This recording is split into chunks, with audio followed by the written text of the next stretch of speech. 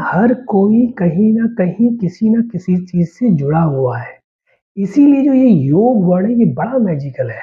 ये बिल्कुल जड़ तक बैठा हुआ है, इसीलिए जब भी मैं योग की बात करता हूँ तो मुझे ऐसा लगता है जिस अभ्यास, जिस प्रैक्टिस का नाम ही इतना यूनिवर्सल अप्रोच रखता है योग, उसको जब आप प्रैक्टिस करोगे तो आप इतने डीप तक चीज़ों को समझ पाएँगे। तो जब आप ऐसे जुड़ते जाते हैं, तो आपको पता चलता है कि योग तो जीने का एक तरीका है और अगर आप जी रहे तरीके से तो आप योगी हैं। ज़रूरी नहीं है उसके लिए आप योगासन कर रहे हो, प्राणायाम कर रहे हो, बंधा कर रहे हो, मुद्रा कर रहे हो। वो तो ये है कि आप उसकी एक लेवल और नीचे जा रहे हैं। इसके बारे में भी हम डिस्कस करेंगे जो अष्टांग योगा है, 8 पिलर्स ऑफ योगा, उसके बारे में भी हम डिटेल में डिस्कस करेंगे।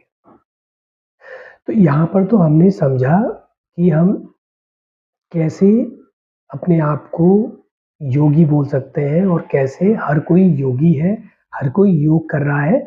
बस डिफ़रेंस इतना है कि किसी को पता है, किसी को पता नहीं है।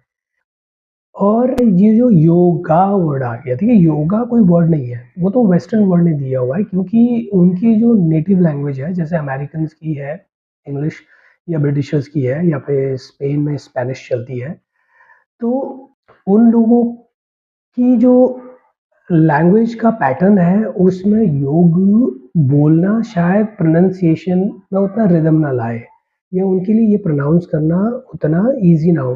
तो इसलिए वो किसी भी चीज़ को ईज़ी बनाने के लिए उसके पीछे ए लगा देते हैं। जैसे योग बन गया योगा, ऐसे ही हमारे महान जो पर्सनैलिटी थे स्वामी विवेकानंद, वो जब अमेरिका गए तो उनको लोगों ने बना दिया विवेकानंदा।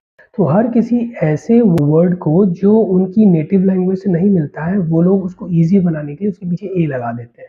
तो ये एक ऐसा टर्म हो गया। लेकिन रियल में ये योगा नहीं है, योग है। बट हम इस चीज़ों में फँसेंगे नहीं। नॉलेज के लिए, इन्फॉर्मेशन के लिए काफ़ी है। Do in Rome as the Romans do. इसका मतलब क्या है? जैसा देश वैसा भेष।